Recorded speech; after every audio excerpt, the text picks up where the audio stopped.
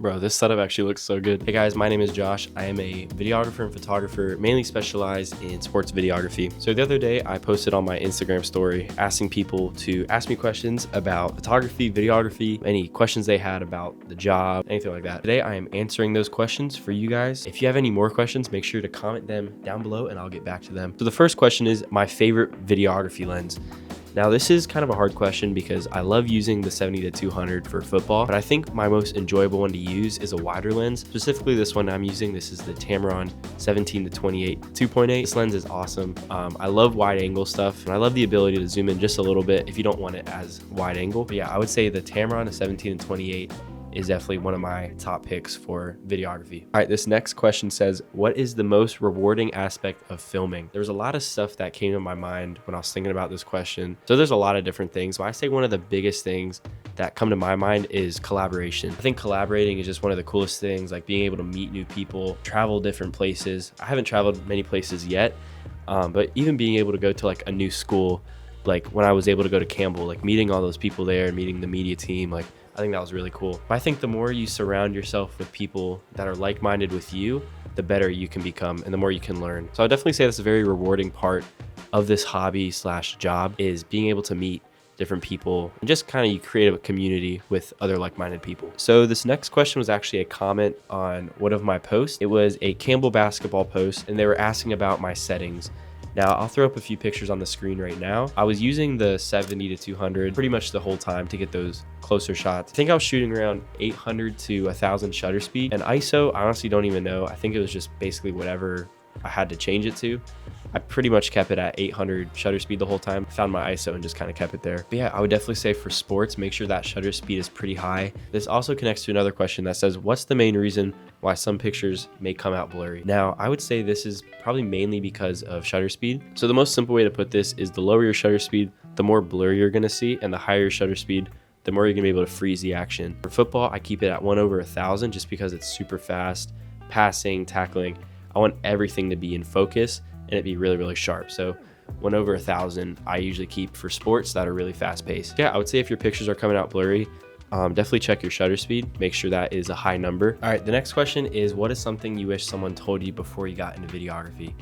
Now, this is one of those big things that I probably am gonna make a whole entire video on just because it's such a, like so many things come to my mind when I think of this question. But if I had to think of like one answer, I would definitely say like networking and getting your name out there. I think one of the biggest things that held me back at the beginning was feeling like if I reached out or if I tried to get my name out there, then I came off as like annoying. Now I promise you, you're gonna feel like you're being annoying, like reaching out over and over and over again, emailing people, hitting up athletes. But I think as long as you're coming from a place where you're actually trying to connect with people and not just trying to look for money or like taking advantage of people, I think one of the biggest things is I always look for opportunities by creating like relationship with people. A lot of the athletes I've shot for in the past have hit me up recently just because I created that relationship with them last year and it wasn't just like, hey, give me your money, okay, I'm leaving. I think having that connection with them is very, very important. I think just networking, getting your name out there, emailing schools, emailing coaches, athletes, I think all that's really important to kind of learn when you're first starting. All right, this next question says, what's the best app to edit your pictures and videos? So there's a lot of different editing apps you can do on like a computer or your phone for both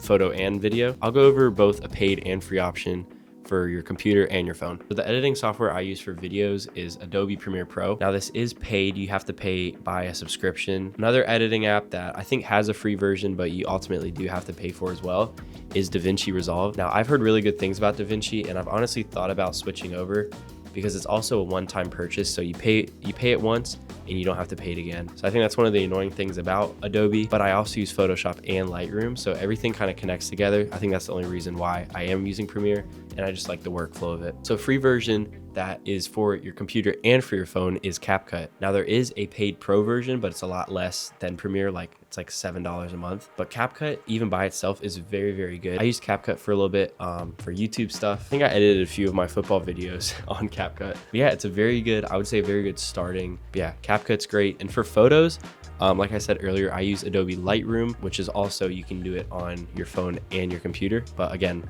Lightroom is a paid subscription through Adobe. And if you want a fully free software on your phone, I would go with PixArt. Now PixArt's pretty good. This is a little more like not just color correction stuff, like you can do a little more like editing, kind of like Photoshop.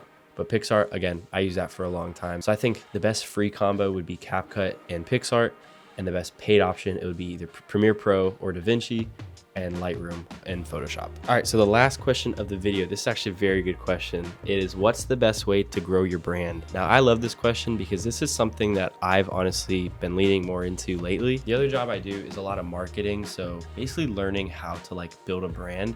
That's basically like all I've been doing recently. So I think it's really cool that I'm able to take those skills from that business and also use them for my personal brand. So one of the best ways to grow your brand, as you're seeing right here, is videos. So if I'm shooting a football game and I'm shooting for a client and let's say he wants a highlight reel for the game, something you can think about is, how can I make this opportunity into multiple things of content? Basically, if I'm giving him a reel, that's something I can post on my channel. Something else I can post is behind the scenes of that reel. So maybe me shooting it with like a GoPro or my phone. That's another thing of content that can help show behind the scenes. I think behind the scenes stuff really stands out, especially on social media, just because when people see the raw process behind it, they can connect with you a lot more, which I think ultimately builds your personal name and your brand. I think the best way to build your brand is definitely think about ways that you can connect with people on social media. So like I said, behind the scenes content, lifestyle content, showing behind the scenes stuff on your story, posting things like Q&As. Like I've never posted a Q&A on my Instagram,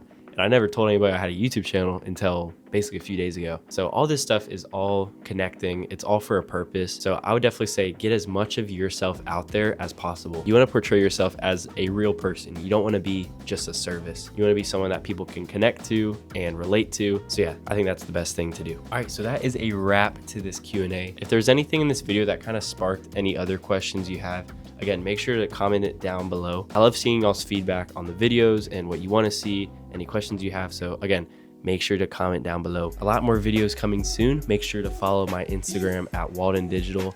I'll have all my work over there. A lot of football content coming up, doing a lot of work with some Campbell football players. So yeah, I appreciate the questions and I appreciate you guys watching this video. If you want me to do another Q&A, add some questions down below. Go follow my Instagram to stay updated. And yeah, I'll see you guys in the next video.